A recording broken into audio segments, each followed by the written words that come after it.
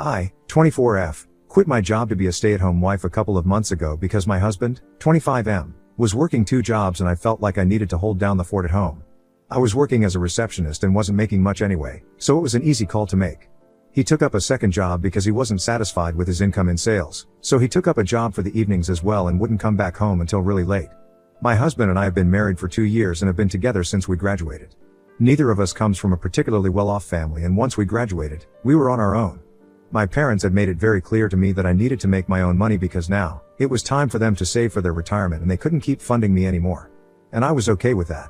My husband was an only child and his father passed away a year after our marriage, and he told me that his mother had passed away when he was just 9, so he had nobody to count on anyway.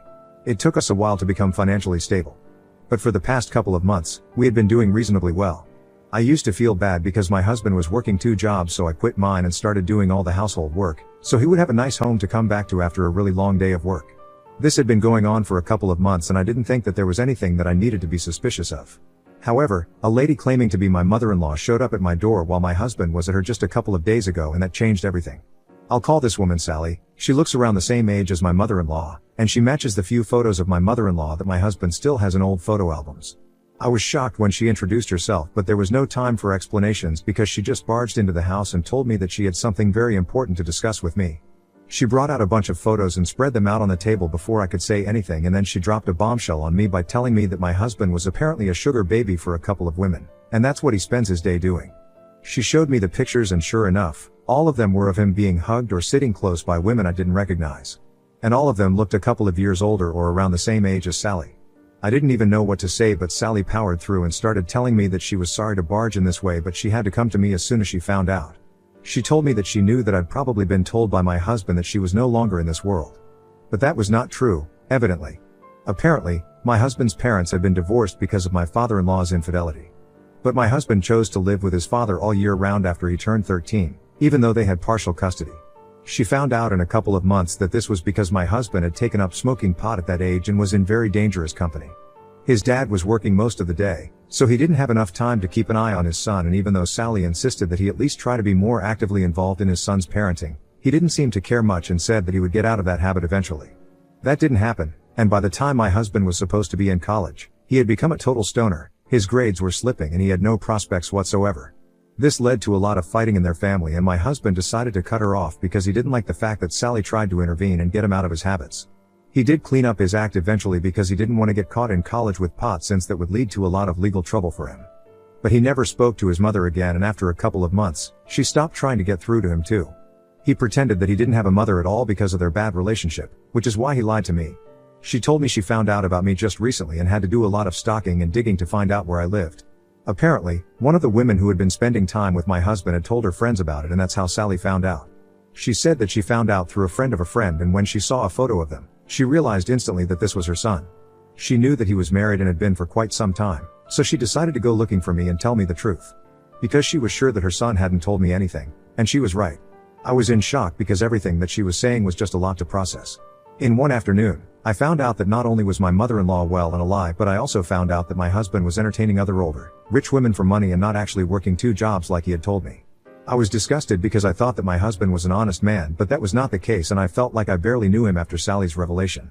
I wanted to think that she was lying, but the photos were right in front of me and I could tell that she had gone to a lot of trouble to obtain these pictures.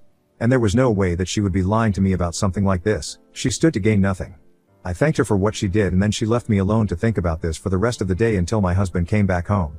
He finally returned at around midnight, and the first thing that I asked him was about his work. And he told me that everything was great at work and he believed that we could actually move into a bigger home soon if we saved up enough. So then I decided to ask him which of his roster of women he had spent time with today and how much he got paid for it. His expression changed because he knew that he was caught now and there was no way out, and I knew the truth. He didn't even try to deny it and just asked me how I had found out. So I told him that it didn't matter because at the end of the day, I knew where the money was coming from and I knew what work he was putting so much effort into. I had promised myself that I was not going to let him see me cry, but I broke down into tears and locked myself in the bedroom while screaming at him at the top of my lungs, until I finally wore myself out. He didn't say anything while I was screaming and let me shout at him until I was finally done. Once I fell silent, he started talking and told me that I was misunderstanding everything. He told me that apparently this was not a sugar baby relationship and he was not hooking up with these women, but he was just spending time with them since they were mostly lonely widows. And they just wanted somebody to be there with them, talk to them, and spend time with them in a completely platonic and non-intimate capacity. He said that he had heard about a website from a friend of his and had checked it out. He signed up for it only because he knew that he wouldn't have to get involved with any of these women romantically or otherwise. It was all safe and legal. And it technically wasn't cheating because he was just providing them with companionship. He said that it paid well, probably more than he would have been making at the jobs that he said he was doing, and he just wanted to make me happy. He knew that I was struggling with money and he couldn't find jobs that paid enough for the kind of lifestyle that I wanted, so he was really just doing this for me. I argued with him and told him that I didn't care about the money and that what mattered to me was that he had been lying to me for months and had been making a complete fool out of me. I couldn't come to terms with the fact that not only was he lying to me about this but also about his mother. And if he could lie to me about these things even after we got married, then there was no telling what else he had lied to me about. I told him that Sally had visited me early in the day and had told me the truth about everything, including how he was a stoner in school, while he had always told me and maintained that he had never even tried it. He kept saying that he was sorry and that he would quit this job and get off that site, but it really meant nothing to me because I didn't trust him anymore. He insisted that he had done everything just to make me happy and to be able to provide me with everything that I wanted, but I didn't care. And so, I left that day to go live with a friend of mine until I knew what to do next. It's been 4 days now and I still have no idea what I want to do. I haven't even told my friend about the truth, and I just said that I had a big fight with my husband and I wanted a place to live for a couple of days until it blew over. Because I didn't think I was ready to come out with the truth. It was embarrassing and shameful and I didn't even want to accept it in my own head. My husband has been texting me every day and he even told me that he deleted his account and has cut ties with all the women that he was spending time with. He said that he has even started looking for a real job, one that I would approve of. I haven't replied to any of his messages yet, mostly because I don't even know what to say to him anymore. Yesterday, I tried to talk to my parents about this, and while initially I didn't have any intention of telling them the whole truth, I just couldn't help it and I ended up confessing everything to them. They heard me out and the only thing that they had to say to it was that I needed to talk to him, sort things out, and move on because that's how marriages are supposed to work. They said that they could understand where I was coming from, but they also realized that my husband was just trying to make me happy by bringing home a considerable income. Just so I wouldn't have to be worried about anything, and instead of looking at things negatively, they wanted me to look at the positive side of this and work things out with him. Honestly, I didn't understand what they were talking about because I was concerned there was no positive side. He had lied to me for months and betrayed me in ways that I didn't even think were possible. I'll admit, I have been a bit of a freak about our finances in the past, but that wasn't something that gave him the license to go out and do something like this. I was already feeling annoyed after I got off that phone call with my parents, and my husband chose that very moment to send me yet another text, but this time, he wasn't being apologetic. He said in his text that he was tired of apologizing over and over again and he wanted a straight answer from me about where our marriage was headed now and if I wanted to divorce or not. Because he felt like I was overreacting since he hadn't even done anything that awful, and neither had he cheated on me. He said that the only thing that he had done wrong was that he had lied to me, but even that was just a white lie so that I wouldn't feel bad. I was pretty pissed off when I saw that text because it just felt like he was trying to downplay the gravity of the situation and gaslight me into believing that whatever he did was okay. So I texted right back, saying that yes, I did indeed want a divorce because he was a liar and a cheater. And I was going to make sure that I took away everything in the divorce since he'd forced me to quit my job. He was a little put off by that statement and told me that that was a bit harsh since he had only wanted to make me happy.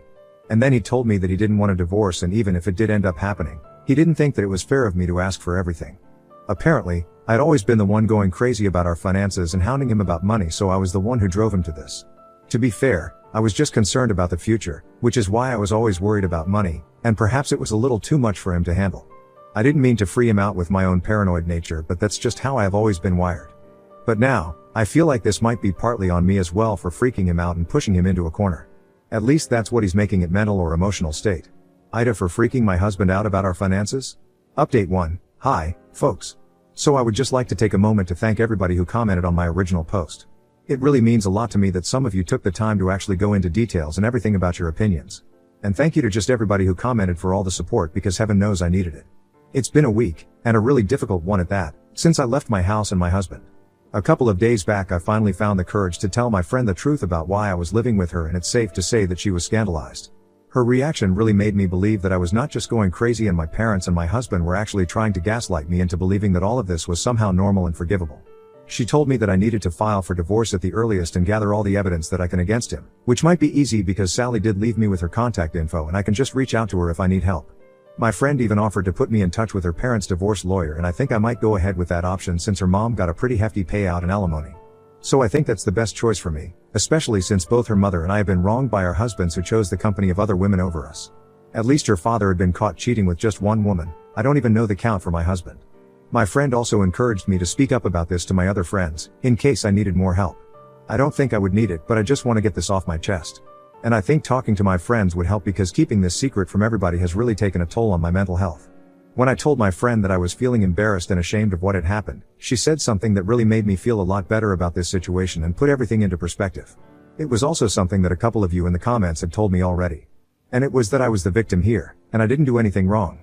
So I had no reason to feel ashamed of myself because I had done everything in my power to make our marriage work and he was the one who screwed up. Even his accusation of me being paranoid about money and backing him into a corner was just absurd because I'm sure there were 1,000 better ways to deal with it, rather than going ahead and pulling off something like this. I'm still not comfortable referring to what he did and talking about it, so I keep saying something like this. Bear with it, please. I haven't talked to my parents either because I really think that what they said on that phone call with them was kind of weird and definitely not the right advice for me. It felt like they were trying to force me to stay in this marriage, in spite of all the lies. Because they, for whatever reason, believe that it's the right thing to do. And I don't really think that I'm misjudging the situation either because they very clearly mentioned on that last phone call that they thought working it out with my husband would be the right thing to do. I really didn't like that advice and I think it's best for us to stay apart for a while because otherwise, they will just keep trying to enforce their opinions onto me and that's really not what I need at the moment. Update 2. So I filed for divorce a couple of days ago and today, my husband was served. He had been trying to reach out to me recently and had asked me several times to at least meet with him before I did anything but it was just too late. He sent me several messages after he was served, talking about how unfair I was being and that I needed to see both sides before I came to such an insane conclusion. To be honest, I didn't understand what his side could possibly be. Because he had already told me his reasons and I didn't think that any of them were valid, which is why I went ahead with the divorce in the first place. Had I thought that any of his reasons were even a little legitimate, then I might have entertained the idea of meeting him, trying to talk things out, and whatever.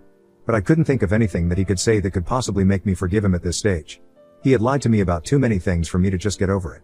And I don't think I can remain married to a person who I don't even trust anymore and I can't see us rebuilding that trust again because everything that has happened is just a little too much. I told him that I didn't want to talk to him and I just wanted this to be over. Because this was painful for me since now it felt like I was married to a person who I didn't even know.